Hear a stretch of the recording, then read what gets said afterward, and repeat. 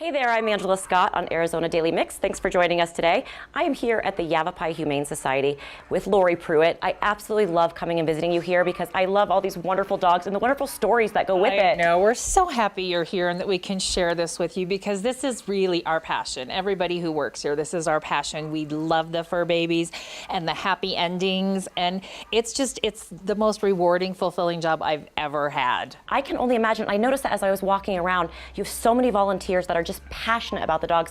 Everyone that works here just seems to give it their all. But you're so much more than just an adoption center. We are. We have our spay and neuter clinic, which is on East Center Point Drive in Prescott. We have our thrift store, which is on Iron Springs Road. And we have our equine center out in Chino Valley. And then we have probably the most important department right here. This is where everything starts, and this is where it all begins for our fur babies' little journeys to find their forever home.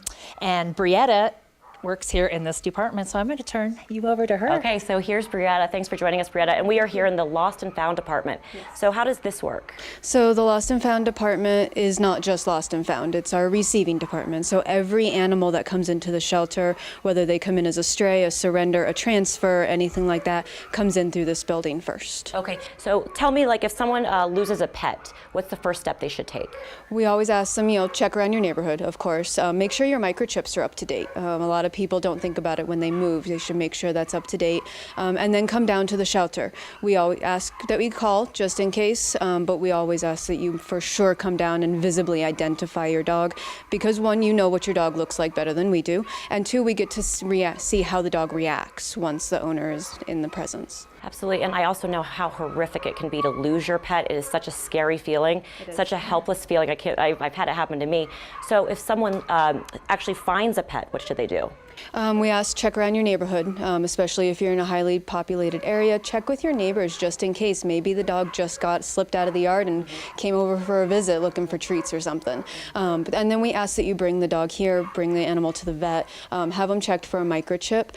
A lot of times they will not give finders that information. So we ask that you take them bring them here to the shelter. We put pictures up on our website of all of the strays, and we can run all of those microchips, license tags, rabies tags. Even if they're from out of the state, we can still run them and get that information. Wonderful, and I know social media is so huge right now to connect people and for connections. Do you work on social media as well for helping people reconnect pets? We do. All of our employees on this side are scanning social media, Facebook, Craigslist, everything daily.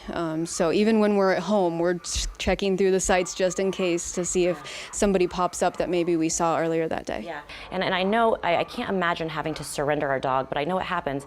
Economic reasons, people are getting older and they can't care for their pets anymore. So what a gift they're giving to their pet that they can't truly care for in the best way. How does the surrender situation work here? With surrenders, of course, we always ask that you call first, especially if you're having to drive a long distance. We might be closing early to the public for whatever reason. We might not have any kennel space available. And the reason we're able to keep our high release rate so high is because when we start to get full on space, we shut down those surrenders. So we ask that people call, and then when you come in, there's just some easy paperwork. The staff will get to know your dog in the lobby, get them comfortable with us before we go ahead and take them back. Thank you, Loretta and Loree. Brietta, excuse me, Brietta and Loree, thanks for joining us. This is what a wonderful organization. So if you want more information, you can go to yavapaihumane.org or, of course, always at ArizonaDailyMix.com.